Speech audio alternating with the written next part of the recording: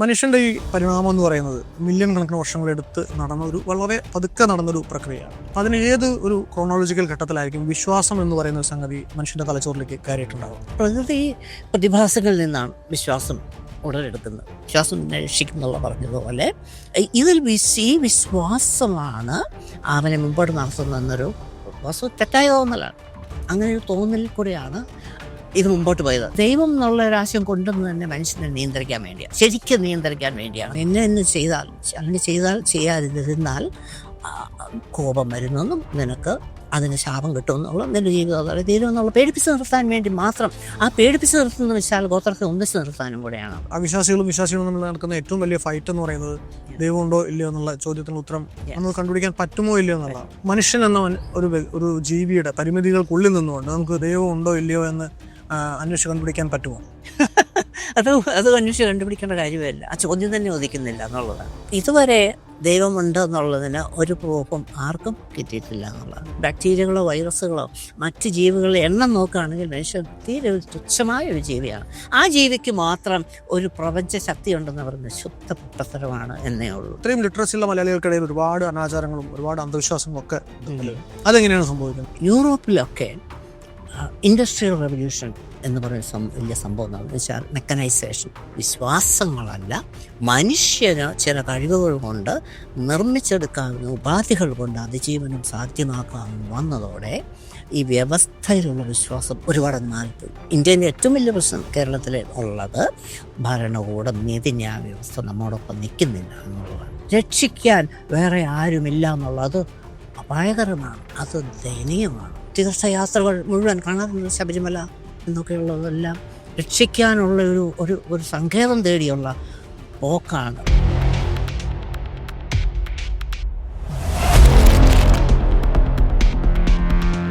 രജനൻ കതിരവനെ മലയാളികൾക്ക് പരിചയപ്പെടുത്തേണ്ട കാര്യമില്ല. ഒരുപാട് വിഷയങ്ങൾ, ഇപ്പോൾ ശാസ്ത്രമായാലും കലയായാലും എസ്തെറ്റിക്സ് ആയാലും കൈവയ്ക്കാത്ത മേഖലകളില്ല. അപ്പം പക്ഷേ അങ്ങനെ ചർച്ച ചെയ്യാൻ നമ്മൾ എന്തെങ്കിലും സംസാരത്തിന് ഇരിക്കുമ്പോൾ ഏതെങ്കിലും വിഷയത്തേക്ക് ഫോക്കസ് ചെയ്യേണ്ട ആവശ്യമുണ്ട് എന്നുകൊണ്ട് മാത്രം നമ്മൾ ഇന്ന് സംസാരിക്കാൻ പോകുന്ന വിശ്വാസം എന്ന് പറയുന്ന ഒരു സംഗതിയെക്കുറിച്ചാണ്. ഒരു പരിണാമവുമായിട്ട് ബന്ധപ്പെടുത്തിക്കൊണ്ടുള്ള ആസ്പെക്റ്റുകളാണ് സംസാരിക്കാമെന്ന് വിചാരിക്കുന്നത്. മനുഷ്യൻ്റെ ഈ പരിണാമം എന്ന് പറയുന്നത് മില്യൺ കണക്കിന് വർഷങ്ങളെടുത്ത് നടന്ന ഒരു വളരെ പതുക്കെ നടന്നൊരു പ്രക്രിയയാണ്. അപ്പം അതിന് ഏത് ഒരു ക്രോണോളജിക്കൽ ഘട്ടത്തിലായിരിക്കും വിശ്വാസം എന്ന് പറയുന്ന ഒരു സംഗതി മനുഷ്യൻ്റെ തലച്ചോറിലേക്ക് കയറിയിട്ടുണ്ടാവുക? അത് പറയാൻ അത്ര എളുപ്പമല്ല.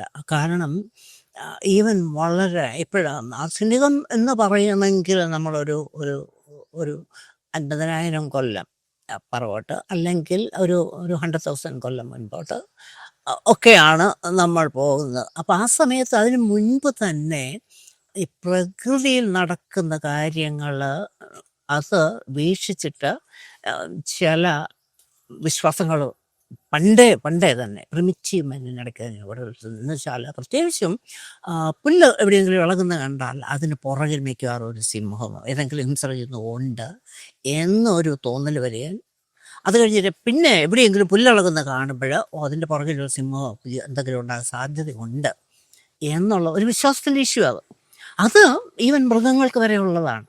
അനച്ച വെള്ളത്തിൽ വീണ പൂച്ച പച്ചവെള്ളം കണ്ടാലും പേടിക്കും എന്നുള്ളത് അവിടെ ഒരു വിശ്വാസത്തിൻ്റെ ഇഷ്യൂ കാരണം ചൂടുവെള്ളത്തിൽ വീണ നിറയെ വെള്ളം കണ്ടാൽ അത് ചിലപ്പോൾ ചൂടായിരിക്കും എന്നുള്ളത് അതവിടെ വെള്ളം കാണുമ്പോൾ ഒരു വിശ്വാസമാണ്. അത് വളരെ പ്രിമിറ്റീവാണ്. പക്ഷേ പിന്നീട് ഈ ഗോത്രങ്ങൾ വരികയും ഒക്കെ ചെയ്യുമ്പോഴാണ് കൂടുതൽ കാരണം പ്രകൃതിയെ നിയന്ത്രിക്കാൻ പറ്റുന്നില്ല എന്ന് മനുഷ്യന് കിട്ടുന്ന ഒരു അറിവാണ്. കാരണം പ്രൊട്ടക്റ്റഡ് അല്ല, കാരണം നമ്മുടെ രോമങ്ങൾ നമുക്കില്ലാതായി തുടങ്ങി പതുക്കെ.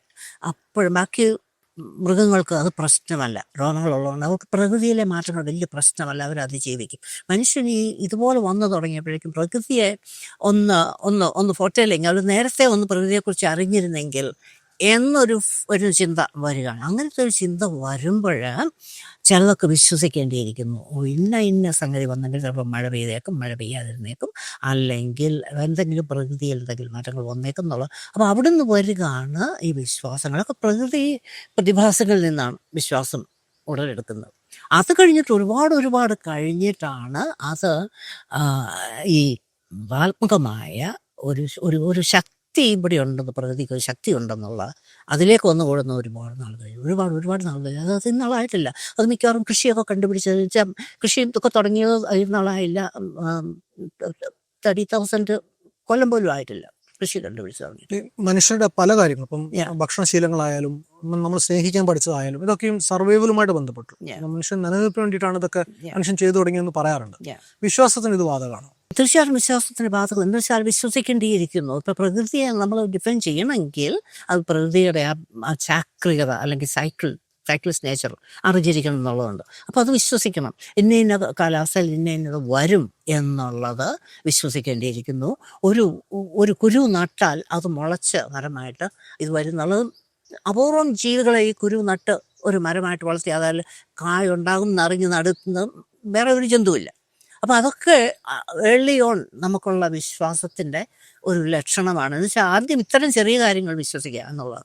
പിന്നീട് ഇപ്പോഴും നമ്മൾ ഉദ്ദേശിക്കുന്ന വിശ്വാസം മിക്കവാറും മതാത്മകമാണ്, അല്ലെങ്കിൽ ദൈവത്തിനെ കുറിച്ചുള്ള വിശ്വാസമാണ് നമ്മുടെ വിശ്വാസം എന്നുള്ളതുകൊണ്ട് ഇപ്പോഴും വിവക്ഷിക്കുന്നത്. അപ്പം അതുവന്ന് ഈ ഗോത്രങ്ങളായി വരുന്നു. കൃഷി തുടങ്ങിയിട്ടൊക്കെയാണ്. അത് കഴിഞ്ഞിട്ടാണ് ഈ വിശ്വാസം മേലെ. കാരണം കൃഷി തുടങ്ങിക്കഴിയുമ്പോൾ നമ്മൾക്ക് ഈ പ്രകൃതിയുടെ പ്രശ്നങ്ങൾ കൂടുതലായിട്ട് തന്നെ ബാധിക്കും എന്നുള്ളതാണ്. അപ്പോൾ അവിടെയാണ് പ്രകൃതിക്ക് എന്തെങ്കിലും, പ്രകൃതി എന്നൊരു വലിയ ശക്തിയാണ്, ഒരു ഫോഴ്സാണ്. അതാണായാലും പെണ്ണായാലും അതിനെ പ്രീതിപ്പെടുത്തിയാൽ നമുക്കിതിനെ നിയന്ത്രിക്കാമെന്നും നമ്മളുടെ കൃഷി ഭേദമാകുന്നുള്ളത്. അത് വിശ്വാസത്തിൻ്റെ ആദ്യം തുടങ്ങുന്നത് അവിടെയാണ്. എന്നുവെച്ചാൽ അതും അതിജീവനത്തിൻ്റെ ഒരു ഭാഗം തന്നെയാണ്. അവിടെയാണ് ഇത് തുടങ്ങുന്നത്, പ്രകൃതിയെ ഉപാസിക്കുക എന്നുള്ളത്. പിന്നീട് ഗോത്രങ്ങളായി മാറിയപ്പോഴാണ് മത്സരം വരുന്നത്. ഗോത്രങ്ങളായി മാറുമ്പോൾ മത്സരം വരികയാണ്. കാരണം വിഭവങ്ങൾ ആർക്കാണ് കൂടുതലുള്ളതെന്നുള്ള മത്സരം വരും. കാരണം നമുക്ക് വിഭവങ്ങൾ ഇല്ലെങ്കിൽ അവിടെ നിന്ന് പോയി പിടിച്ചുകൊണ്ട് വരാൻ പറ്റുമോ എന്നുള്ളത് ഒരു പ്രശ്നമായി വരികയാണ്. അപ്പോഴാണ് ഈ ചിന്ത വരുന്നത്, അവരുടെ ദൈവം നമ്മുടെ ദൈവത്തിനേക്കാൾ ശക്തിയുള്ളതാണ് എന്നുള്ളത്. അവിടെ വിശ്വാസം വരികയാണ്. നമ്മളുടെ ദൈവം നമ്മോടൊപ്പം ഉണ്ടാകും. അവിടെയാണ് വിശ്വാസം കൂടുതൽ രൂഢമൂലമാകുകയാണ്. അവിടെ ഈ നമ്മുടെ ദൈവം മറ്റേ ദൈവത്തിനേക്കാൾ ശക്തിയുള്ളതാണ് രൂഢമൂലമാകുന്നതോടെ അവിടെ മതാത്മകത വരികയാണ്, അവിടെ മത്സരം വരികയാണ്. അപ്പം ദൈവം ഉടലെടുക്കുന്ന ആ സമയം തന്നെ മനുഷ്യർ തമ്മിലുള്ള മത്സരം തുടങ്ങുകയാണ്. എല്ലാം അതിജീവനത്തിന് വേണ്ടിയാണ്. പക്ഷേ പിന്നത്തെ ചരിത്രം മുഴുവൻ ഈ വിശ്വാസത്തിൻ്റെയാണ്. ബാക്കി ദൈവം ആദ്യം വന്നു. അപ്പോൾ ആദ്യം പ്രകൃതി ശക്തികളെയാണ് നമ്മൾ ആരാധിച്ചത്. സൂര്യനാകാം, കാറ്റാകാം, പുഴയാകാം എന്ന് പറയാം. അപ്പം ഇതിൽ നിന്നും ഇപ്പം ദൈവങ്ങൾ മതമില്ലാതെ നിന്ന കാലത്ത് നിന്ന് മതം എന്ന് പറയുന്നൊരു സംഘടിത ഇതിലേക്ക് എത്തുന്നതിൻ്റെ ഒരു കാരണം എന്തായിരിക്കും? മതം തുടങ്ങുമ്പോൾ തന്നെ മതത്തിന് ആ ഗോത്ര സംസ്കാരത്തിൽ തന്നെ ആ സംഘടന ആ അവസ്ഥയുണ്ട്. അങ്ങനത്തെ ഒരു ബാക്ക്ഗ്രൗണ്ട് ഉണ്ട് അവിടെ. കാരണം ആ ഗോത്രത്തിൻ്റെ ദൈവം അത് അവരുടെ സംഘടനയാണ്.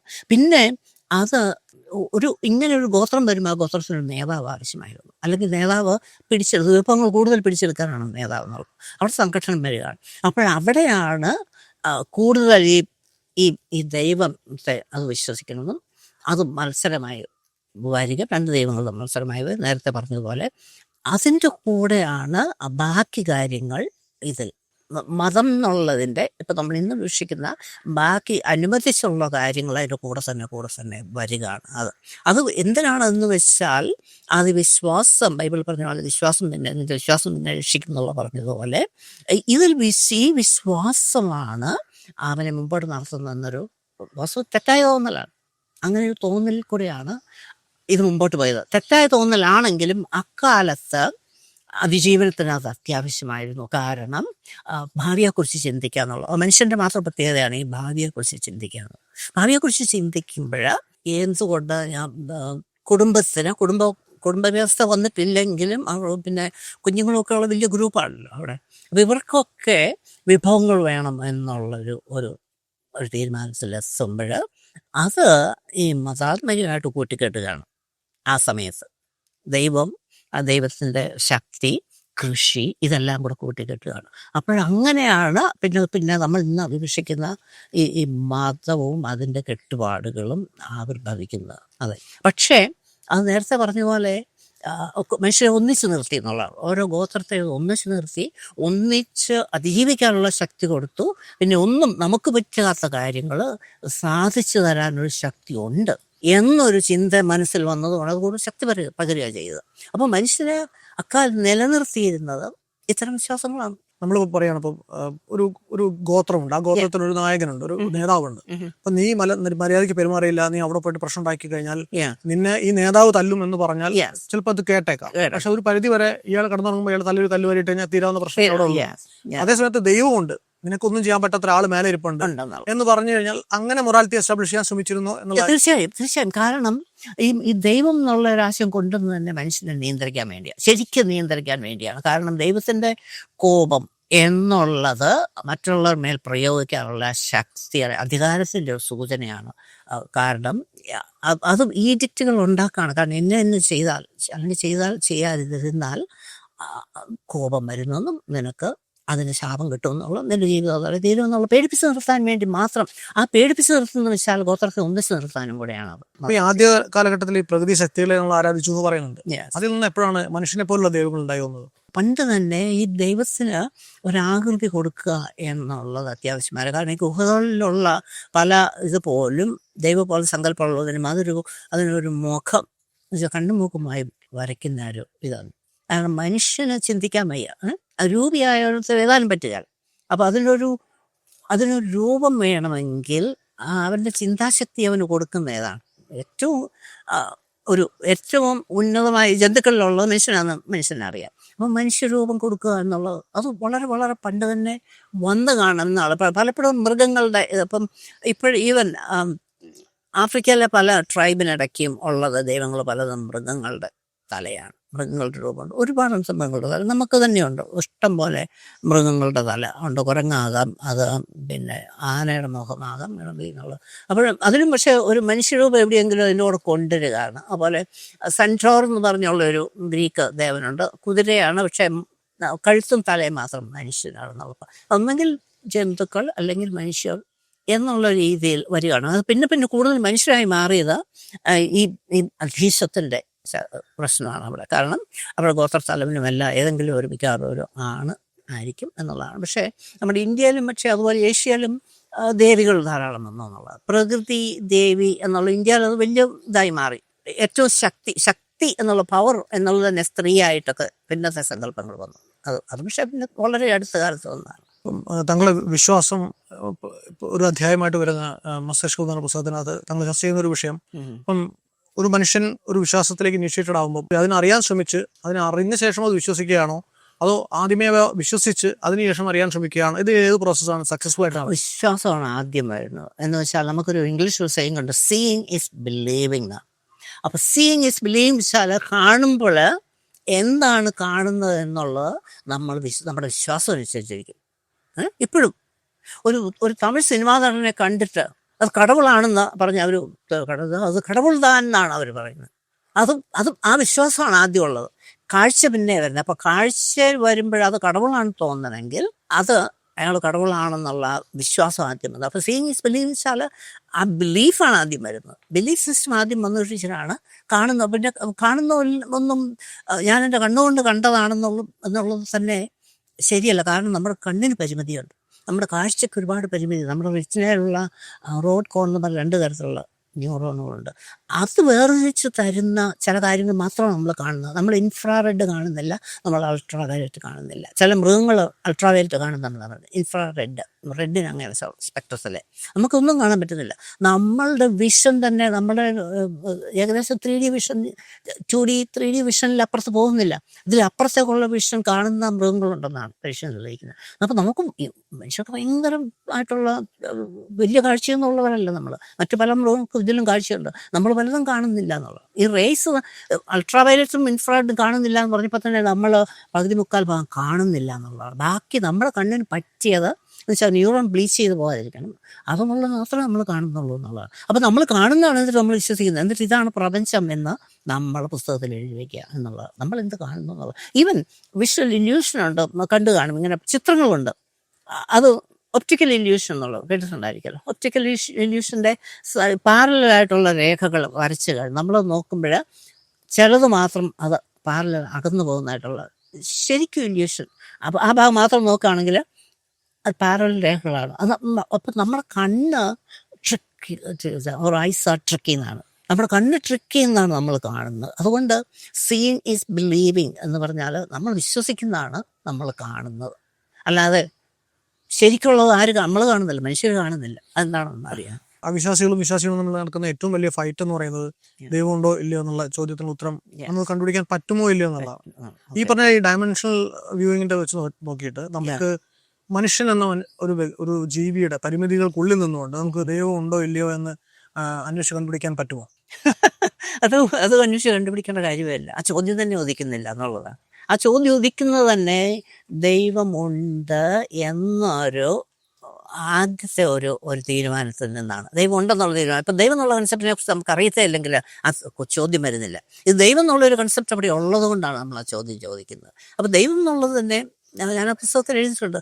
നമ്മുടെ തലച്ചോറിൽ പണ്ട് തന്നെ ഞാൻ പറഞ്ഞില്ലേ, പ്രകൃതി ശക്തികൾ ഒക്കെ നമ്മളെ നിയന്ത്രിക്കുന്നു എന്നുള്ളത് കൊണ്ട് ഗോഡ് ഹോൾ എന്ന് പറയും. ദൈവത്തിന് വേണ്ടി ഒരു ചെറിയ ഗുഹ തലച്ചോറിലുണ്ടെന്നാണ്, ഗോഡ് ഹോൾ ഉണ്ടെന്നാണ് പറയുന്നത്. പണ്ട് തന്നെ ഒരു ദൈവസങ്കല്പം നമ്മുടെ തലച്ചോറിൽ കുടിയേറിയിട്ടുണ്ട്. അത് അക്കാലത്തെ, നേരത്തെ പറയുന്നത് അക്കാലത്തെ അതിജീവനത്തിന് വേണ്ടി നമ്മൾ സങ്കല്പിച്ച് വെച്ചിരിക്കുന്ന ഒന്നാണെന്നുള്ളതാണ്. ഇതുവരെ ദൈവമുണ്ട് എന്നുള്ളതിന് ഒരു പ്രൂഫും ആർക്കും കിട്ടിയിട്ടില്ല എന്നുള്ളതാണ് സത്യം. വിശ്വസിക്കുക എന്നുള്ളതല്ലാതെ ഒരു ദൈവവും ആരെയും ഒന്ന് സഹായിച്ചിട്ടുണ്ടോ എന്നുള്ളതിന് യാതൊരു പ്രൂഫും ഇതുവരെ കിട്ടിയിട്ടില്ല. പക്ഷെ പിന്നെ എന്തുകൊണ്ട് ഈ മനുഷ്യർ മാത്രം ഇരുന്നു? മനുഷ്യർ ഒരു ചെറിയൊരു സ്പീഷീസാണ്.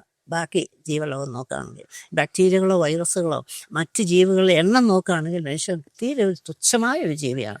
ആ ജീവിക്ക് മാത്രം ഒരു പ്രപഞ്ച ശക്തി ഉണ്ടെന്ന് പറയുന്നത് ശുദ്ധ പൊട്ടത്തരമാണ് എന്നേ ഉള്ളൂ. ആ ജീവിക്ക് മാത്രം എന്തുകൊണ്ട് ഒരു നിയന്ത്രിതാവ്, അല്ലെങ്കിൽ നിയന്ത്രിതാവണോ പെണ്ണോ ആയിരിക്കട്ടെ. ബാക്കി എന്തുമാത്രമാണ് വെറൈറ്റികളുള്ള മനുഷ്യനൊരു ചെറിയ സ്പീഷീസാണ്. നമ്മൾ പാമ്പിനെ നോക്കുക, എന്തുമാത്രം സ്പീഷീസുകളാണ് പാമ്പുകൾ, എന്തുമാത്രം സ്പീഷീസാണ് മറ്റ് മാമൽസൊക്കെ. മുയൽ വെറൈറ്റിയിൽ ഒരുപാട് സ്പീഷീസുകളാണ് മുയൽ. ഇതൊക്കെ അവരുടെ ദൈവങ്ങളോ? അവർക്ക് ആ ദൈവം വേണ്ടേ?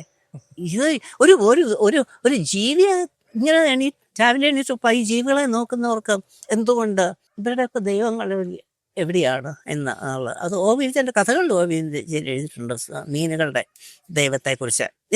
പക്ഷേ വിശ്വാസം കൊണ്ട് എന്തെങ്കിലും ഗുണമുണ്ടായിട്ട് തോന്നുന്നുണ്ട്. പ്ലസിബോ എഫക്ട് എന്ന് പറയും, ഹോമിയോപ്പതി.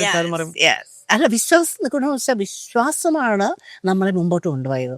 നമ്മുടെ സംസ്കാരം മുഴുവൻ ഉരുത്തിരിഞ്ഞതും പിന്നെ അത് വളർച്ച പ്രാപിച്ചതും വിശ്വാസങ്ങൾ ഇവയെല്ലാമാണ്. കല ഒരുപാട് വിശ്വാസത്തിൽ കൂടിയാണ്, കലകൾ പലതും വളർന്ന വിശ്വാസങ്ങളിൽ കൂടിയാണ്. അതെ ഒരുപാട് ഈജിപ്ഷ്യൻ മമ്മികളെ ഉണ്ടാക്കുന്ന വലിയ ടെക്നിക്കാണ്. അത് വിശ്വാസത്തിൽ നിന്നാണ്. ഒരു മനുഷ്യൻ്റെ ശരീരം എങ്ങനെ പ്രിസർവ് ചെയ്ത് വെക്കാം, അടുത്ത ഒരു ജന്മമുണ്ടോ, പിന്നെ ഒരു ജന്മമുണ്ടെന്നോ എന്തൊക്കെയാണ്, അതെല്ലാം ദൈവസങ്കല്പമായിട്ട് ബന്ധപ്പെട്ടതാണ്. നമ്മൾ മലയാളികൾ വളരെ ലിറ്ററേറ്റ് ആണെന്നാണ് നമ്മൾ പൊതുവെ നമ്മൾ പറയാറുള്ളത്. പക്ഷേ ഇത്രയും ലിറ്ററസി ഉള്ള മലയാളികൾക്കിടയിൽ ഒരുപാട് അനാചാരങ്ങളും ഒരുപാട് അന്ധവിശ്വാസങ്ങളും ഒക്കെ ഉണ്ടല്ലോ. അതെങ്ങനെയാണ് സംഭവിക്കുന്നത്? ഈ ലിറ്ററസിയും വിശ്വാസത്തിന്റെ ഇത് തമ്മിൽ ബന്ധമല്ലേ? അത് ലിറ്ററസിയും വിശ്വാസവും തമ്മിൽ ബന്ധമില്ലാത്തത് നമ്മൾക്ക് പലതും വിശ്വസിക്കേണ്ടി വരുന്നു എന്നുള്ള ഒരു അവസ്ഥ വന്നതുകൊണ്ടാണ്. എന്തിനു നമ്മൾ വിശ്വസിക്കുന്നത്? നമ്മൾ നേരത്തെ പറഞ്ഞ പോലെ നമ്മൾ അതിജീവനത്തിന് നമുക്ക് സ്വാസ്ഥ്യം കിട്ടാനാണ് നമ്മൾ വിശ്വസിക്കുന്നത്. നമുക്ക് എവിടെ നിന്നാണ് സ്വാസ്ഥ്യം കിട്ടുന്നത്? നമ്മൾ സ്വാസ്ഥ്യം കിട്ടുന്നത് നിലവിലെ വ്യവസ്ഥയിൽ നിന്നാണ്. നിലവിലെ വ്യവസ്ഥ എങ്ങനെ നിർമ്മിക്കുന്നത്? നമ്മളിപ്പോൾ ജനാധിപത്യമുണ്ട്, നീതിന്യായ വ്യവസ്ഥയുണ്ട്. ഇതൊക്കെയാണ് നമ്മളുടെ സസ്റ്റനൻസ് എന്ന് വെച്ചാൽ നമ്മുടെ നിലനിൽപ്പും നമ്മുടെ ഭാവിയും തീരുമാനിക്കുന്നു. അപ്പോൾ അതെങ്ങനെയാണ് രൂപപ്പെടുത്തിയിരിക്കുന്നത് എന്നതനുസരിച്ചാണ് നമ്മളിലുള്ള വിശ്വാസങ്ങൾ രൂപപ്പെടുത്തിയത്. അത് യൂറോപ്പിലൊക്കെ ഇൻഡസ്ട്രിയൽ റെവല്യൂഷൻ എന്ന് പറയുന്ന വലിയ സംഭവം എന്താണെന്ന് വെച്ചാൽ മെക്കനൈസേഷൻ. അതോടെയാണ് മെക്കനൈസേഷൻ എല്ലാം. ഇൻഡസ്ട്രിയൽ റെവല്യൂഷൻ വെച്ചാൽ അത് പല കണ്ടുപിടുത്തങ്ങൾ നടന്ന കാലഘട്ടങ്ങളാണ്. മൊത്തം മെക്കനൈസേഷനിലേക്ക് മനുഷ്യ സംസ്കാരം മാറിയതാണ് യൂറോപ്പിൽ സംബന്ധിച്ച ഇൻഡസ്ട്രിയലൈസേഷൻ. അത് വിശ്വാസങ്ങളെ ഒരുപാട് ചോദ്യം ചെയ്തു. വിശ്വാസങ്ങളല്ല, മനുഷ്യന് ചില കഴിവുകൾ കൊണ്ട് നിർമ്മിച്ചെടുക്കാവുന്ന ഉപാധികൾ കൊണ്ട് അതിജീവനം സാധ്യമാക്കാമെന്ന് വന്നതോടെ ഈ വ്യവസ്ഥയിലുള്ള വിശ്വാസം ഒരുപാട് മാറിപ്പോയി. ഇന്ത്യക്കാർക്ക് അതങ്ങനെ ഒരു സംഭവം നടന്നില്ല, അൺഫോർച്ചുനേറ്റ്ലി. നിർഭാഗ്യവശാൽ ഇവിടെ ഒരു ഇൻഡസ്ട്രിയൽ റെവല്യൂഷൻ നമ്മൾ കടന്നുപോയില്ലാത്തതുകൊണ്ട് നമ്മൾക്ക് മുഴുവനും ഇപ്പോഴും വിശ്വാസത്തിൽ നമ്മൾ ഇൻഡസ്ട്രിയൽ റവല്യൂഷൻ്റെ എല്ലാ സുഖങ്ങളും നമ്മൾ അനുഭവിച്ചുകൊണ്ട് തന്നെ, പക്ഷെ നമ്മൾ അങ്ങനെയാണത് കടന്നു പോകും. നമുക്ക് നേരിട്ടൊരു പ്രൂഫ് അതിന് കിട്ടിയില്ല. അവർക്കൊക്കെ നേരിട്ട് ആ പ്രൂഫ് അനുഭവിച്ച് അവരുടെ മക്കളുടെ മക്കളാണ്. അതില്ലാത്തത് കൊണ്ട് നമ്മളിപ്പോഴും ആ പഴകിയ വിശ്വാസത്തിൽ അതിൻ്റെ ഇൻഡസ്ട്രിയൽ റവല്യൂഷൻ എല്ലാ സൗഭാഗ്യങ്ങളും അനുഭവിച്ചുകൊണ്ട് തന്നെ നമ്മൾ ഈ വിശ്വാസങ്ങൾ മുറുകെപ്പിടിക്കുന്നത്. എന്തുകൊണ്ട് വിശ്വാസങ്ങൾ എന്ന് വെച്ചാൽ അത് ഭരണകൂട വ്യവസ്ഥയും അനുസരിച്ചുള്ളതാണ്. കാരണം നിങ്ങൾക്ക് എത്രമാത്രം പ്രൊട്ടക്ഷൻ കിട്ടുന്നുണ്ട് എന്നുള്ളത് എന്ന് വെച്ചാൽ നിലവിലുള്ള വ്യവസ്ഥയിൽ നിന്ന്, നീതിന്യായത്തിൽ നിന്ന്, അതനുസരിച്ചിരിക്കും നിങ്ങളുടെ സ്വാസ്ഥ്യം. നിങ്ങൾക്ക് തോന്നുന്ന good feeling, that means everything is fine എന്നൊരു ഫീലിംഗ് നോക്കുന്നുള്ളത്. അത് മറ്റു രാജ്യങ്ങൾ, പ്രത്യേകിച്ച് സ്കാൻഡിനേവിയൻ രാജ്യങ്ങളിലൊക്കെ ഭരണകൂടത്തിൻ്റെ റെസ്പോൺസിബിലിറ്റിയാണ്. ഇന്ത്യയിലെ ഏറ്റവും വലിയ പ്രശ്നം കേരളത്തിൽ ഉള്ളത് ഭരണകൂടം, നീതിന്യായ വ്യവസ്ഥ നമ്മോടൊപ്പം നിൽക്കുന്നില്ല എന്നുള്ളതാണ്. സത്യമാണത്. നീതിന്യായ വ്യവസ്ഥ തീരെ നിൽക്കുന്നില്ല എന്നുള്ളത് സത്യമാണ്. അതുകൊണ്ടാണ് എവിടെയാണ് ഒരു അമ്പലമുണ്ട് ജഡ്ജി, ഞാനൊരു ജഡ്ജി അമ്മാവനോ എന്താണ് ഒരു ജഡ്ജി ഏതോ ഒരു ഇവിടെ പോയി എന്ന് വെച്ചാൽ നീതിന്യായ വ്യവസ്ഥ പോലും ഒരു ദൈവത്തിന് കൊണ്ട് ഈ ആധുനിക കാലത്ത് പോയി നമ്മൾ കൊടുത്തിരിക്കുകയാണ്. കാരണം നീതിന്യായ വ്യവസ്ഥ നമ്മളോടൊപ്പം ഇല്ലെന്നാണ്. ഭരണകൂടം നമ്മളോടൊപ്പം പൗരനെ സംരക്ഷിക്കുക എന്നുള്ളത് ഇന്ത്യയിൽ തീരെ വളരെ ശോചനീയമായ ഒരു കേസാണ്. പൗരനെ സംരക്ഷിക്കുക എന്നുള്ളത്. ഞാൻ മറ്റൊരു രാജ്യത്ത് ജീവിക്കുന്ന ആളാണ്. എൻ്റെ ജീവിതം മിക്കവാറും ഞാൻ ജീവിച്ചത് മറ്റൊരു രാജ്യത്താണ്. പൗരനെ സംരക്ഷിക്കുക എന്നുള്ള ഭരണകൂടത്തിൻ്റെ രാഷ്ട്രീയത്തിൻ്റെ ഒരു അടിസ്ഥാനമാണ്. അവരുടെ രാഷ്ട്രീയത്തിൻ്റെ ഒരു കെട്ടിപ്പടുക്കുന്നതിൻ്റെ അടിസ്ഥാനമാണ്. അത് പൗരനുള്ള അവകാശമായിട്ടും കണ്ടിന്യൂ ചെയ്യുകയാണ് മറ്റു രാജ്യങ്ങളിൽ. ഇന്ത്യയിൽ ഇതുവരെ സാധ്യമായിട്ടില്ല എന്നുള്ളതാണ് ഏറ്റവും ശോചനീയമാണത്. അതുകൊണ്ട് നമ്മൾ എന്താണ് ചെയ്യുന്നത്? നമ്മൾ വിശ്വാസത്തിൽ നമ്മൾ ദൈവങ്ങൾ മാത്രമേ നമ്മൾക്കുള്ളൂ എന്നുള്ളതാണ്. കാരണം ഏറ്റവും ഒരു കുഞ്ഞിനോട് തന്നെ നേരെ ആദ്യം പോയി പറയുന്ന അമ്പോറ്റി ഹിന്ദുക്കളാണെങ്കിൽ അമ്പോറ്റി രക്ഷിക്കണേ എന്ന് ആണ് പറയുന്നത്. രക്ഷിക്കാൻ വേറെ ആരുമില്ല എന്നുള്ളത് അപായകരമാണ്, അത് ദയനീയമാണ്. രക്ഷിക്കാൻ നമുക്കാരുമില്ല എന്നുള്ളതാണ്. അതുകൊണ്ടാണ് കൂട്ടത്തോടെ നമ്മൾ പലായനം ചെയ്യുന്ന, രക്ഷപ്പെടാൻ നോക്കുന്നതാണ് ഈ തീർത്ഥയാത്രകൾ മുഴുവൻ കാണാറുണ്ട്. ശബരിമല എന്നൊക്കെയുള്ളതെല്ലാം രക്ഷിക്കാനുള്ള ഒരു സങ്കേതം തേടിയുള്ള പോക്കാണ്. അത് ചെറുപ്പക്കാരാണ്. ഞാൻ ആദ്യമായിട്ട് അമേരിക്ക പോയിട്ട് കുറേ കൊല്ലം കഴിഞ്ഞാണ് ഇവിടെ വന്നത്. അപ്പോൾ ബസ് നിറയെ ഇങ്ങനെ ശബരിമലയ്ക്ക് വന്ന അയ്യപ്പന്മാർ, അത് ചെറുപ്പക്കാരാണ്. അപ്പോൾ ഞാൻ ഈ കാഴ്ച കുറേ നാളായിട്ട് കണ്ടിട്ടില്ലായിരുന്നുകൊണ്ട് ഞാനതിങ്ങനെ അന്തം വിട്ടാ നോക്കി നിന്നത്. ഈ ചെറുപ്പക്കാരെ രക്ഷിക്കാൻ ആരുമില്ലേ ഇവിടെ? പക്ഷേ അമേരിക്ക എന്ന് പറയുന്ന വികസിത രാജ്യത്ത് ഇതുപോലെ ചർച്ചകളുണ്ടല്ലോ. ഉണ്ട്. പക്ഷെ ഇത്രയില്ല. അവിടെ വിശ്വാസമുണ്ട്, തീർച്ചയായും മതവിശ്വാസമുണ്ട്, പള്ളിയിൽ പോകുന്നവരും എല്ലാവരും ഉണ്ട്, തീർത്ഥയാത്രകളുണ്ട്. പക്ഷേ ഈ ദയനീയതയില്ല അതിൻ്റെ പുറകിൽ. ചെറിയ തോതിലുള്ള ദയനീയതയുണ്ട്. പക്ഷേ ഇത്രയും വൻ രീതിയിലുള്ള ദയനീയത, വേറെ ഒരഭയവുമില്ല എന്നുള്ള രീതിയിലുള്ള പോക്ക് അവിടെയില്ല. ഇതുപോലെ ദൈവത്തിന് കൊണ്ട് പണമോ എന്തെങ്കിലും വസ്തുവകളോ കൊടുത്താൽ രക്ഷ നേടുമെന്നുള്ളത് എന്താണെന്ന് ചോദിച്ചാൽ വേറെ രക്ഷയില്ല എന്നുള്ളത്. ആ അവസ്ഥ അത് വളരെ ഗുരുതരമായിട്ടാണ് ഇപ്പോഴും നിൽക്കുന്നത്. അതിന് നമ്മുടെ രാഷ്ട്രീയം മാറേണ്ടിയിരിക്കുന്നത്, ഭരണകൂടം മാറേണ്ടിയിരിക്കുന്നു എന്നുള്ളത് സത്യമാണ്. പക്ഷെ നമ്മൾ ഒരിക്കലും അത് മനസ്സിലാക്കുന്നില്ല. അത് കാരണം നമ്മളൊരു ജീവിതം ജീവിച്ച് തീർക്കുകയാണ്. വേറെ അടുത്ത് പോയി ജീവിക്കുമ്പോഴേ അത് മനസ്സിലാവുള്ളൂ അത് എന്താണ് ഈ വ്യത്യാസം എന്നുള്ളത്. തീർച്ചയായിട്ടും അങ്ങനെയാണ്. മറ്റൊരു വിശ്വാസമുള്ള ഗുഡ് വേൾഡ് ഹൈപ്പോത്തസിസ് ആണ്. അതായത് നല്ലത് ചെയ്താൽ നല്ലത് കിട്ടും എന്നുള്ളൊരു വിശ്വാസം. അങ്ങനെ ഒരു ബാലൻസ് ഓഫ് ആക്ഷൻസ് ഉണ്ടോ ലൈഫിൽ? അത് ഈ നല്ലത് എന്നുള്ളത് ആപേക്ഷികമാണ്. നിങ്ങൾ ഏത് രാജ്യത്ത് എവിടെ ജീവിക്കുന്നതനുസരിക്കും നല്ലത് എന്നുള്ളത്. സഹാനുഭൂതി ലോകത്താപാടെയുള്ള ചാരിറ്റി, നല്ലത്, ഇതൊക്കെ എല്ലായിടത്തും ഉള്ളതാണ്. അത് വന്നിരിക്കുന്നത് മനുഷ്യൻ കൂട്ടത്തോടെ സർവൈവ് ചെയ്യാനുള്ള ഒരു ഉപാധിയാണത്. ഞാൻ നേരത്തെ പറഞ്ഞ പോലെ മനുഷ്യൻ സമൂഹം ഒന്നിച്ചാണ് കൂട്ടത്തോടെ സർവൈവ് ചെയ്യുന്ന ജീവിയാണ് മനുഷ്യ സ്പീഷീസ്. വളരെ കുറച്ച് സ്പീഷീസുകൾ ഇങ്ങനെ ഒരു വലിയ കൂട്ടത്തോടെ സർവൈവ് ചെയ്യുന്നു. കൂട്ടമില്ലെങ്കിൽ മനുഷ്യ സർവൈവ് ചെയ്യല്ല ഇൻഡിവിജ്വലി. അപ്പോൾ ഈ അതിനു വേണ്ടിയുള്ള ഒരു ഉപാധിയാണ് ഇത്. കൂട്ടം അതായിട്ട് ഒന്നിച്ച് നിർത്തുക എന്നുള്ളതാണ് അവിടെ ഒരു പ്രധാന കാര്യം. അപ്പോൾ അതിനു വേണ്ടിയുള്ള ചില ഒരുക്കങ്ങളാണ് അതിൻ്റെ പിന്നിൽ. നമ്മൾ നേരത്തെ ലിറ്ററസിയും ഈ പറഞ്ഞ വിശ്വാസം അന്ധവിശ്വാസമായിട്ടുള്ള ബന്ധത്തെ പറ്റി ചോദിച്ചു. കേരളത്തിൽ ഇപ്പം ISRO-ആയിട്ട് ബന്ധപ്പെട്ട് നമ്മൾ കണ്ടിട്ടുള്ള ഒരു റോക്കറ്റ് പോലെ ശാസ്ത്രത്തിന്റെ കട്ടിച്ചിട്ട് സാങ്കേതിക വിദ്യയിൽ ഒരു സാധനം ഉണ്ടാക്കുന്നു. പക്ഷെ അത് വിക്ഷേപിക്കുന്നതിന് മുമ്പ് തേങ്ങ ഉടയ്ക്കും, നാരങ്ങ വെക്കുകയോ അതെങ്ങനെ സാധ്യത? ഞാൻ പറഞ്ഞില്ലേ, ഇവിടെ വേറെ ഒന്നും നമ്മളെ സഹായിക്കാൻ വരികയല്ല, ദൈവം മാത്രമേ നമ്മളെ സഹായിക്കാൻ വരുള്ളൂ എന്നുള്ള ഇന്ത്യക്കാരുടെ പ്രശ്നമാണ് അത്. വേറെ എത്രയോ രാജ്യത്ത് നിന്ന് റോക്കറ്റ് വിടുന്നു, പലരും വിടുന്നുണ്ടല്ലോ ഇല്ലേ, പല രാജ്യങ്ങളും ഉണ്ടല്ലോ, കൊറിയ ഉൾപ്പെടെ ഇല്ലേ, ചൈന, കൊറിയ, അമേരിക്ക, റഷ്യ, അവരാരും ഇതിനും നാരങ്ങ വെച്ച് ചതക്കുകയോ സാമ്പ്രായണത്തിൽ കത്തിക്കുകയോ ചെയ്യുന്നില്ലല്ലോ. ഞാൻ പറഞ്ഞില്ലേ, ഭരണകൂടവും നീതിന്യായ വ്യവസ്ഥ നമ്മുടെ പുറകിലില്ല എന്നും ഇത്തരം പ്രപഞ്ച ശക്തികൾ മാത്രമേ നമ്മളെ സംരക്ഷിക്കാനുള്ളത്. അത് അത്ര രൂഢമൂലം. ഞാൻ പറഞ്ഞില്ല നേരത്തെ, തൊട്ടിൽ തന്നെ അവർ ശാസ്ത്രജ്ഞരാണെങ്കിലും തൊട്ടിൽ തന്നെ അവർക്കത് മനസ്സിലാക്കി. റോക്കറ്റ് ഉണ്ടാക്കാനുള്ള സാങ്കേതിക വിദ്യ ഒരു നിശ്ചിത ബുദ്ധി ആവശ്യമുള്ള ഒരു സംഗതിയാണ്. ആ ബുദ്ധി വെച്ച് ആലോചിച്ചാൽ മനസ്സിലാവില്ലേ ഈ അന്ധവിശ്വാസം ശരിയല്ല? ബുദ്ധിയും ഇത് രണ്ടാണ്. ബ്രെയിൻ ചെയ്യാൻ കൂടുതൽ പോയില്ല. ബ്രെയിനിന് 2 തരത്തിലുള്ള ചിന്താ പദ്ധതികളുണ്ട്, GPN, TPN. അങ്ങോട്ട് ഞാൻ കിടക്കുന്നില്ല, ഇനി കൂടുതൽ സയൻസിലേക്ക് പോകും. ഒന്ന്, യുക്തി ചിന്തകൾ മാത്രത്തിൽ പ്രവർത്തിക്കുന്ന ഒരു കേന്ദ്രം, മറ്റേത് ആവിഷ്കാരത്തിനും മറ്റു കാര്യങ്ങൾക്കും വേണ്ടിയുള്ളതാണ്. ഇത് തമ്മിൽ എപ്പോഴും ഒരു മത്സരമാണ്. യുക്തിചിന്ത എപ്പോഴാണ് വേണ്ടത്, മറ്റേ വിശ്വാസങ്ങൾ എപ്പോഴും വളരെ കംഫർട്ടിംഗ് ആണ്.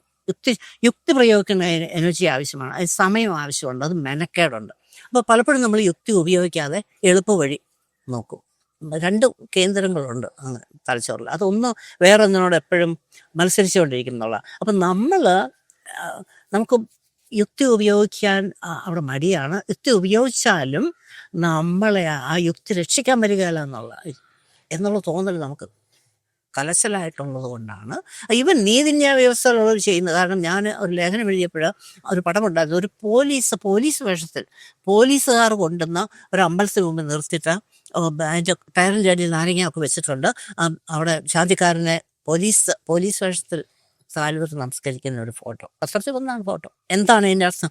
നീതിന്യായ വ്യവസ്ഥയിൽ പോലും നീതിന്യായ വ്യവസ്ഥ നടപ്പാക്കുന്നവർക്ക് പോലും അതിൽ വിശ്വാസമില്ല.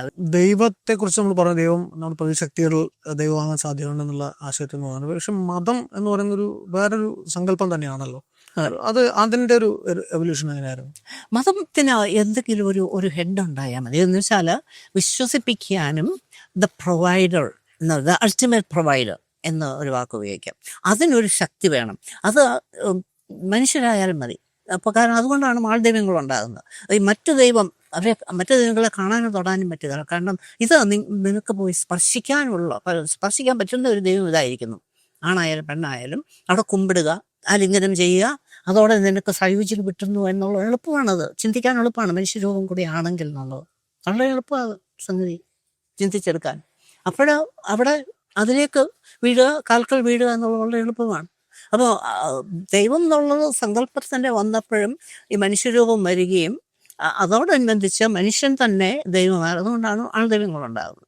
ഇതൊക്കെ ഞാൻ നേരത്തെ പറഞ്ഞ പോലെ വേറെ ആരും പ്രൊട്ടക്ട് ചെയ്യാനില്ല, അശരണരാണ് നമ്മൾ എന്നുള്ള ഫീലിംഗ് വന്നതുകൊണ്ടാണ്. പിന്നെ വേറൊന്ന് കാര്യം കൂടെ പച്ചയ്ക്ക് പറയുകയാണെങ്കിൽ, നമ്മുടെ ഇന്ത്യയിലെ ഇപ്പോഴത്തെ രാഷ്ട്രീയവും ഭരണകൂടവും തന്നെ അവർക്ക് ആത്യന്തിക നിയന്ത്രണം കിട്ടാൻ വേണ്ടി തന്നെ അവർ ഈ നിയന്ത്രണങ്ങൾ വെച്ചിരിക്കുകയാണ്. അവരും പകുതി ദൈവമാണെന്നുള്ളതാണ് അവർ. കാരണം എന്നെ പ്രീതിപ്പെടുത്തിയില്ലെങ്കിൽ നിങ്ങൾക്ക് ശാപം കിട്ടും എന്നുള്ള പഴയ ചിന്തയാണത്. അതവരിപ്പോഴും നടപ്പാക്കിക്കൊണ്ടിരിക്കുകയാണ്.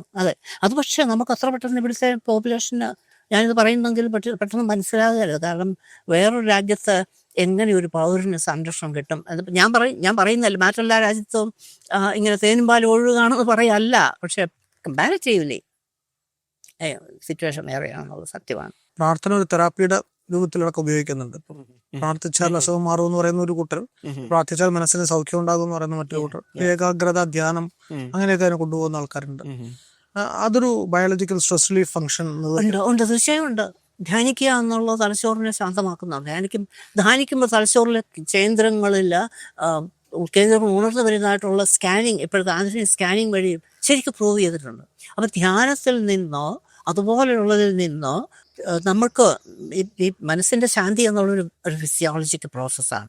ശാന്തി എന്നുള്ളൊരു ഫീലിംഗ് അത് നമ്മുടെ തലച്ചോറിലെ ന്യൂറോ ഹോർമോണുകളുടെ സന്തുലിതാവസ്ഥ തന്നെയാണ്. അപ്പം ധ്യാനം പോലത്തെ നമ്മൾ തലച്ചോറിൻ്റെ പല ഭാഗങ്ങളിൽ നമ്മൾ ജോലി കൊടുക്കുകയാണ്. അത് തീർച്ചയാണ്. അപ്പോൾ ധ്യാനത്തിനും പിന്നെ പാട്ട് കേൾക്കുന്നതിലും തലച്ചോറിന് നിങ്ങൾ നൃത്തം ചെയ്യുക, നിങ്ങളുടെ തലച്ചോറിന് വളരെ ആനന്ദം കിട്ടുകയാണ്. നിങ്ങൾ ഇതുപോലെ പാട്ട് പാടുക, പാട്ട് കേൾക്കുക, നൃത്തം ചെയ്യുക, ധ്യാനിക്കുക, ഇതെല്ലാം നമ്മുടെ തലച്ചോറിനെ പോസിറ്റീവായിട്ട് ബാധിക്കുന്നുണ്ട് വാസ്തവത്തിൽ. കാരണം ഇതൊക്കെ മനുഷ്യൻ കണ്ടുപിടിച്ചതാണ് താനും. ഇതെല്ലാം മനുഷ്യൻ ആവിഷ്കരിച്ചതാണ് ഇത് മുഴുവൻ. ഈ ധ്യാനം, പാട്ട്, ഡാൻസ്, ഇതുപോലത്തെ എല്ലാം നിങ്ങളെന്തോ ഒരു കലയിൽ നിങ്ങൾ ഏർപ്പെടുക എന്നുള്ളതൊക്കെ അപ്പൊ തലച്ചോറിന് പോസിറ്റീവ് കിട്ടുകയാണ്. സ്ട്രെസ് റിലീഫ് ഉണ്ടാക്കും. തീർച്ചയായും ഉണ്ടാകും. ധ്യാനം അതിപ്പോ ഇന്ന ഒരു ദൈവത്തിനെ ധ്യാനിക്കും. ധ്യാനം ഈ പല തരത്തിലുണ്ടല്ലോ. യെസ്, മനസ്സിനെ ഏകാഗ്രമായി നിർത്തുക. എന്നിട്ട് നമ്മൾക്ക് കുറച്ചൊക്കെ നമ്മുടെ മനസ്സിനെ കൺട്രോൾ ചെയ്യാൻ പറ്റും ഈ ധ്യാനം എന്നുള്ളതൊക്കെ. തീർച്ചയായും ഇതിന് എഫക്റ്റ് ഉണ്ടെന്നാണ് ഇപ്പോഴത്തെ. മാത്രമല്ല ഇപ്പം യോഗ സമയത്ത് തലച്ചോറിൽ വരുന്ന മാറ്റങ്ങൾ, അതിനൊക്കെ തെളിവുകൾ കിട്ടിക്കൊണ്ട് വരുന്നുണ്ട് ഇപ്പോഴും. അതെ. പക്ഷെ അത് അന്ധവിശ്വാസത്തിൽ കൂടി അല്ല അത് വരുന്നത്. അതിന് പ്രൂഫ് കിട്ടിക്കഴിഞ്ഞിട്ടാണ് തലച്ചോറിൻ്റെ അതൊരു സയൻറ്റിഫിക് എക്സ്പെരിമെൻ്റ് ചില ചിട്ടവട്ടങ്ങളുണ്ട്. അതിൽ കൂടെ കടന്നു പോകുന്ന രീതിയിൽ എക്സ്പെരിമെൻ്റ് നടത്തിയപ്പോൾ ധ്യാനത്തിനൊക്കെ തീർച്ചയായും എഫക്റ്റ് ഉണ്ടെന്നുള്ളതാണ് കണ്ടുപിടിച്ചിരിക്കുന്നത്. തലച്ചോറിന് ഒരു പരിധിവരെ ശാന്തമാകും. തലച്ചോറിന്റെ പല ഭാഗങ്ങളും ചില ഭാഗങ്ങൾ ഉണർന്നു വരിക, ചില ഭാഗങ്ങൾ വളരെ ചെറിയൊരു മന്ദതയിലേക്ക് മാറുക. തലച്ചോറിലെ ഒരുപാട് ന്യൂറോ ഹോർമോണുകളുണ്ട്. ആ ഹോർമോണുകളിൽ മാറ്റങ്ങൾ വരിക. സെറോട്ടോണിൻ, ഡോപ്പമിൻ എന്നൊക്കെ പറഞ്ഞ് കോർട്ടിസോൾ എന്നുള്ള ഹോർമോണും അങ്ങനെ പലതും മാറ്റം വരുന്നുണ്ട്. കോർട്ടിസോൾ ഹോർമോൺ ലവ് ഹോർമോൺ എന്ന് പറഞ്ഞാൽ കോർട്ടിസോൾ ഹോർമോണിൻ്റെ അളവ് കൂടുന്നൊക്കെ മാറ്റങ്ങൾ വരും. ഡോപ്പമിൻ്റെ അളവ്, റിസെപ്റ്റോണിൻ്റെ അളവ് മാറുക എന്നൊക്കെയുള്ള വൻ കാര്യങ്ങളാണത്. തീർച്ചയായും അപ്പം ഈ ധ്യാനം പോലത്തെ കാര്യങ്ങളിൽ മാറ്റം വരുത്തുന്നുണ്ട്. അപ്പോൾ അതിനൊരു എഫക്റ്റ് ഉണ്ട്. പക്ഷെ അത് മതാത്മകതയായിട്ട് ബന്ധിക്കുകയാണ് നമ്മൾ. അവിടെ ആ പ്രശ്നം വരുന്നത്. ഇത് മതാത്മകമല്ല, ഇത് ഫിസിയോളജിയുടെ ഒരു കാര്യമാണ് വാസ്തവത്തിൽ. കാരണം ഇന്ന മതത്തിലെ ആൾ ധ്യാനം ചെയ്താലേ എഫക്റ്റ് വരുള്ളൂ, അങ്ങനെയില്ല. തലച്ചോറിന് അറിയത്തില്ല ഈ മതം എന്താണെന്നുള്ളത്. അറിയില്ല. തലച്ചോറിന് ഏത് മതമാണ്? തലച്ചോറ് എങ്ങനെ അറിയില്ല? തലച്ചോറ് ഒരു ന്യൂറോണുകളാണ്. മില്യൻസ് ഓഫ് ന്യൂറോണുകൾ ഇങ്ങനെ വലയം ചേരുകയാണ്. അതാണ് തലച്ചോറ്. കേരളം പോലെയുള്ള സ്ഥലങ്ങളിൽ അന്ധവിശ്വാസങ്ങളെ പൊളിക്കാൻ വേണ്ടി നമ്മൾ കുറെ കാലമായിട്ട് പ്രവർത്തിച്ചുകൊണ്ടിരിക്കുകയാണ്. നമ്മുടെ അയൽ സംസ്ഥാനങ്ങളിലും ഇതുപോലെ കൂടുതൽ വ്യാപകമാണ് പ്രവർത്തനം നടക്കുന്നുണ്ട്. പക്ഷെ വിശ്വാസത്തിന്റെ ശക്തി വർഷം ചെല്ലുന്നതോറും കൂടി തന്നെ വരികയാണ്. അതെന്തുകൊണ്ടായിരിക്കും എന്നുള്ള അത് ഞാൻ നേരത്തെ പറഞ്ഞത് സിമ്പിളാണ്. നമ്മുടെ പൊളിറ്റിക്കൽ സിസ്റ്റത്തിൽ നമുക്ക് വിശ്വാസം ഇല്ലാതെ പോയതുകൊണ്ടാണ്. പൊളിറ്റിക്കൽ സിസ്റ്റം ഇന്ത്യയിൽ പുറത്തുനിന്ന് നോക്കുമ്പോൾ എന്നും തീരെ താഴെ പൊളിഞ്ഞ് വെക്കൊണ്ടിരിക്കുക പൊളിറ്റിക്കൽ സിസ്റ്റം. കാരണം നമുക്ക് നേരത്തെ അറിയാം, നമ്മുടെ ആൾക്കാർ എപ്പോഴും പറയും നെഹ്റുവിയൻ കാലം എന്നുള്ള ഇൻഡിപെൻഡൻസ് കാലത്തെ സുവർണ്ണകാലങ്ങളായിട്ട്. പിന്നെ അവിടെ നിന്ന് എന്താ സംഭവിച്ചത്? ഓരോ സ്റ്റേറ്റിലും എന്താ സംഭവിച്ചത്? ഇതിവിടെ സേഫ് അല്ല ഇത് പറയുന്നെങ്കിലും എൻ്റെ ജീവൻ പണയപ്പെടുത്തി വേണം ചിലത് പറയാമെന്നുള്ള. പൊളിറ്റിക്കൽ സിസ്റ്റം മാറാതെ, പൊളിറ്റിക്കൽ സിസ്റ്റം ഭരണകൂടം പൗരനെ സംരക്ഷിക്കാതെ ഇതൊന്നും നടപ്പാകുകയില്ല. ഈ ബുദ്ധിജീവികളെല്ലാം എന്തുകൊണ്ട് ഇന്ന് ചിന്തിക്കുന്നില്ല? ഇവിടെയാണ് നമ്മൾ നിൽക്കുന്നതെന്നും ഇതെങ്ങനെ മാറ്റാമെന്നുള്ള അതിന് പൊളിറ്റിക്കൽ സിസ്റ്റത്തിലേക്ക് ഈ ചിന്തയുള്ള ആൾക്കാർ വരണം. ചെറുപ്പക്കാർ അതിനൊരു ചിന്തയുള്ളവർ ഈ പൊളിറ്റിക്കൽ സിസ്റ്റത്തിൽ വരട്ടെ. അവർ ഇലക്ഷനും നിൽക്കട്ടെ, അവർ കൺവിൻസ് ചെയ്യട്ടെ, ഞങ്ങളിത് മാറാൻ പോവുകയാണെന്ന്, നിങ്ങൾക്ക് കൂടുതൽ പ്രൊട്ടക്ഷൻ ഞങ്ങൾ തരാൻ പോവുകയാണ്, ഈ വ്യവസ്ഥ നമുക്ക് മാറ്റിയെടുക്കാമെന്നുള്ള ചിന്ത വളരെ കുറവാണ്. നമ്മൾ ഈ ഉള്ളതിനെ വെച്ച് നമ്മൾ ലിറ്ററേച്ചർ ഫെസ്റ്റിവൽ 2 കേട്ടത് മുഴുവൻ ഇപ്പോഴുള്ള നിലവിലുള്ള വ്യവസ്ഥയെക്കുറിച്ചുള്ള തർക്കങ്ങൾ മാത്രമേ നടക്കുന്നുള്ളൂ. നമ്മളതിനപ്പുറത്തേക്ക് ചിന്തിക്കുന്നില്ല. വെറുതെ ഇപ്പം നിലവിലുള്ള വ്യവസ്ഥയെക്കുറിച്ച് തർക്കിക്കുകയാണ് നമ്മൾ. അല്ലാതെ ഇതെങ്ങനെ മാറ്റിയെടുക്കാമെന്നുള്ള ചിന്ത ഇതുവരെ ഞാൻ ഒരു ബുദ്ധിജീവിയുടെ അടുത്ത് വരുന്ന കണ്ടില്ല. ഇതെങ്ങനെ നമ്മൾ മാറ്റിയെടുക്കാം ഈ കാര്യങ്ങൾ, അതല്ല. തർക്കത്തിൽ കൂടെ നമ്മൾ അവിടം വരെ നിൽക്കുന്നതേ ഉള്ളൂ. ഞാൻ പറയുന്നത് ഫ്യൂച്ചറിസ്റ്റിക് ആയിട്ട് ചിന്തിക്കുന്നതാണ്. ഈ പുതിയ കാലഘട്ടത്തിൽ ആർട്ടിഫിഷ്യൽ ഇന്റലിജൻസ് വരുന്നു, ടെക്നോളജി കൂടുതൽ ഹൈറ്റിലേക്ക് പോകുന്നു. അപ്പം ഈ നിലവിലെ ഈ വിശ്വാസ സംവിധാനങ്ങൾ ഇപ്പം ആ അർത്ഥത്തിൽ അതിൻ്റെ ഒരു അപ്ഗ്രേഡേഷൻ ഉണ്ടാവുമോ? അതോ ഈ AI പോലെയുള്ള സംവിധാനങ്ങൾ മറ്റൊരു വിശ്വാസധാരയെ കൂടെ കൊണ്ടുവരാൻ സാധ്യതയുണ്ടോ? ലോകത്ത് ആകമാനമായ വലിയ വ്യത്യാസങ്ങൾ വരുത്താൻ പോവുകയാണ്. വലിയ വ്യത്യാസങ്ങൾ, ചെറിയൊരു മാറ്റം വന്നേക്കും. കാരണം നിയന്ത്രണം എന്നുള്ളത് മാറാൻ പോവുകയാണ്. അത് ഭരണകൂടത്തിൻ്റെ പക്കൽ നിന്നും അത് യന്ത്രം ഏറ്റെടുക്കാൻ പോകാമെന്നുള്ള വലിയൊരു മാറ്റമാണ്. അപ്പോൾ അത് ചിലപ്പോൾ ഈ വ്യവസ്ഥകളെ പലതിനെ മാറ്റി മറിച്ചേക്കാനുള്ള സാധ്യതയുണ്ട്. കാരണം പലതും യന്ത്രങ്ങൾ ഏറ്റെടുത്തോളും എന്നുള്ളതാണ്. പല കാര്യങ്ങളും എളുപ്പമാകുകയാണ്. നമ്മുടെ ഓഫീസിൽ പോകുന്ന കാര്യം സെക്യൂരിറ്റി ആണ്. നമ്മളുടെ ബാങ്ക് അക്കൗണ്ട് ഇപ്പം തന്നെ ബാങ്ക് അക്കൗണ്ടുകളിൽ നമുക്ക് ഡിജിറ്റലായിട്ട് ചെയ്യാം. അപ്പം പതുക്കെ ഭരണകൂടത്തിൻ്റെ കൺട്രോൾ പോകുന്നുണ്ട്. മനുഷ്യനെ കൺട്രോൾ ചെയ്യുന്ന അതിന് പകരം കുറച്ചും കൂടി ലോജിക്കലായിട്ടുള്ള ഒരു സിസ്റ്റമാണ് ആർട്ടിഫിഷ്യൽ ഇൻ്റലിജൻസ്. അത് വരുന്നതോടെ ഒരുപാട്, പിന്നെ മാത്രമല്ല അത് ഗ്ലോബലാണ്.